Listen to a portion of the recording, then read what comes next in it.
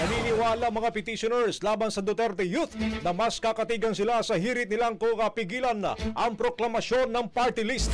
Sa panayam ng Brigada News FM Manila kay Attorney Emil Marañon III, ang siyang legal counsel ng mga petitioner, sinabi nitong kumpiyansa silang tuluyang mababasura ng proklamasyon ng Duterte Youth na inilarawan niyang naghihingalo na. Ano po, kumbaga, ang sitwasyon ng Duterte Youth nito is, kumbaga, I would describe it as naghihingalo. Kasi ibig sabihin po, kami we are very confident na makakancel po yung registration. Bakit? Kasi po, walang kalusot-lusot eh. Sariling record ng COMELEC nagsasabi na hindi kayo nag-publish. Samantala mga kabrigada, aminado naman silang kailangang tanggapin ang political reality sa bansa. Tugon niya ito sa tanong ni Cardema na bakit natagalang maglabas ng desisyon ng COMELEC kahit na 2019 pa ang petisyon.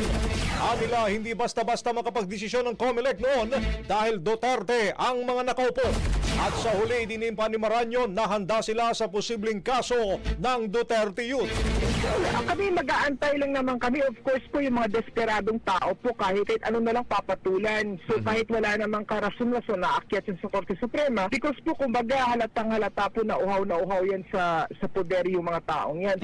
So amin lang, aantayin namin kung ano man yung sagot nila, sasagutin namin.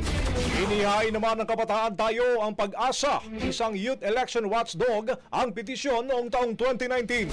Ang mga petitioners ay sina Ria Beatriz Magdalas, Abigail Alilitan, Rahina Punzalan at Audrel Rose Agcos. Ang bahaging ito ay hatid sa atin ng Maxan Mangosteen Santon Coffee. Max Healthy, Max Sarap.